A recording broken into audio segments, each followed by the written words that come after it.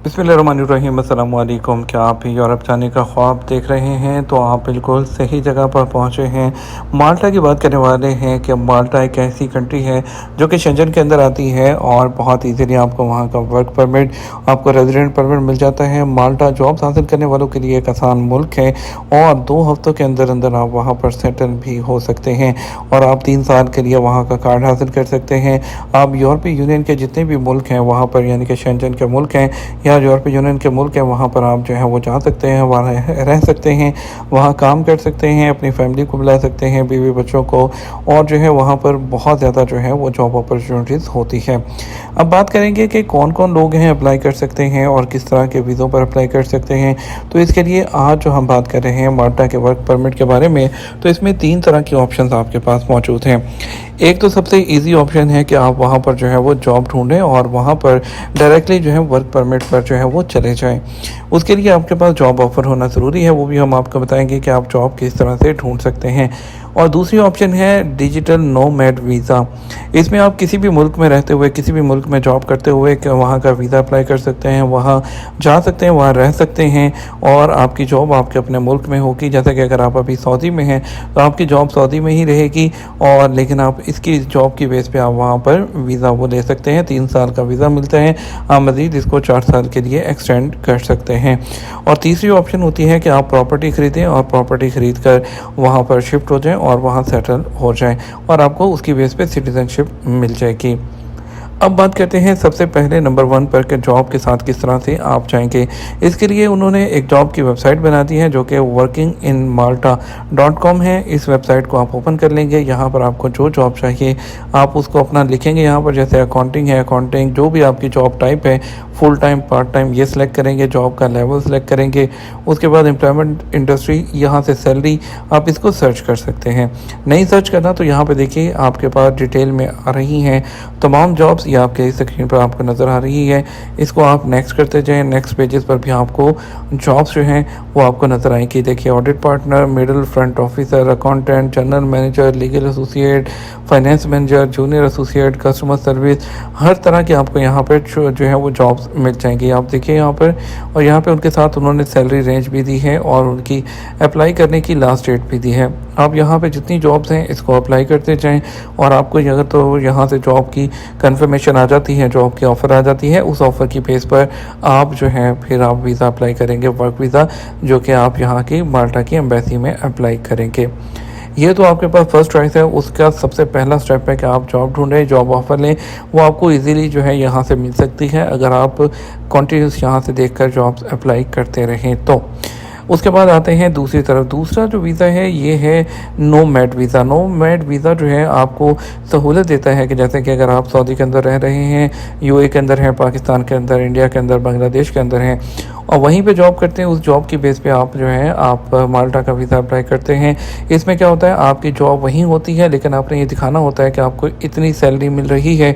तो अभी पहले जो है जो 31 मार्च तक की थी वो 2000 यूरो की थी, लेकिन अभी सालाना जो है उसकी जो रेंज है वो बढ़ाकर जो है 42,000 जो है वो यूरो तक कर दी गई है। अगर आप अपनी स्टेटमेंट में इतने पैसे दिखा सकते हैं कि आपको जो है ईयरली इतने पैसे जो है आपकी स्टेटमेंट में आ रहे हैं, तो उस बेस पर आप जो है डिजिटल जो नोमैड रेजिडेंट परमिट है वो अप्लाई कर सकते हैं। इसमें क्या होगा कि आप माल्टा में रह सकते हैं, काम कर सकते हैं पूरे यूरोपियन कंट्रीज़ में, लेकिन जो है एज अ फ्रीलांसर आप जो है वो आप होंगे, लेकिन जॉब आपकी जो है इसी कंट्री में होगी। इसकी बेस पे आपको वो वीज़ा मिलेगा। उसके बाद वीज़ा जो है वो पहले 1 साल के लिए होता है, लेकिन उसके बाद आप दोबारा इसको रिन्यू कर सकते हैं, इसमें कोई प्रॉब्लम नहीं होती है। इस वीज़ा के लिए बहुत ही सिंपल है, आपने रिक्वायरमेंट पूरी करनी है। उसके बाद आपने जो है इसके जो फॉर्म फिल करना होता है, फॉर्म फिल करने के बाद अपनी बैंक स्टेटमेंट, इसकी रिक्वायरमेंट जो है वो पूरी करनी होती है। चेकलिस्ट यहाँ पर देखिए ये वेबसाइट मौजूद है, इस पर तमाम डिटेल दी गई है जिसकी जो चेकलिस्ट है वो आप ओपन कर सकते हैं। मैं इसको यहाँ पे ओपन करके आपको दिखा देता हूँ। यहाँ पे देखिए उन्होंने लिखा है कि नई एप्लीकेशन के लिए आपको क्या करना है कि आपको ऑनलाइन पोर्टल पर अपने डॉक्यूमेंट और फॉर्म, तमाम चीज़ें जो हैं वो सबमिट करना होगी। एप्लीकेशन फॉर्म N4 वो आपको फिल करना होगा, ठीक है। उसके बाद आपको लेटर ऑफ इंटेंट लिखना होगा कि आप किस मकसद के लिए जो है वहाँ पर माल्टा जाना चाह रहे हैं, ठीक है, आपने वो लिखना है। उसके बाद आपके पास पासपोर्ट की कॉपी होनी चाहिए और तमाम पासपोर्ट के जो पेजेस हैं उसकी भी कॉपी आपने लगानी है, अपनी CV लगानी है। उसके बाद आपने अपनी बैंक स्टेटमेंट लगानी है जो कि 3 माह की हो। यहाँ पे देखिए उन्होंने क्लियरली मेंशन किया है।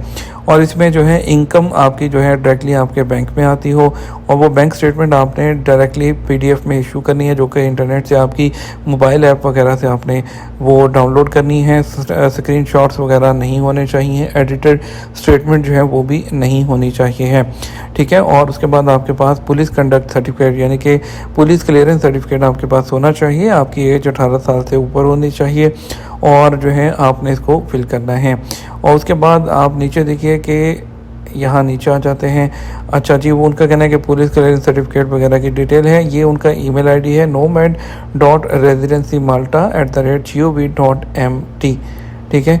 आप इस पर कोई क्वेश्चन हो तो उनको जो है यहाँ पर क्वेश्चन भी जो है वो सेंड कर सकते हैं।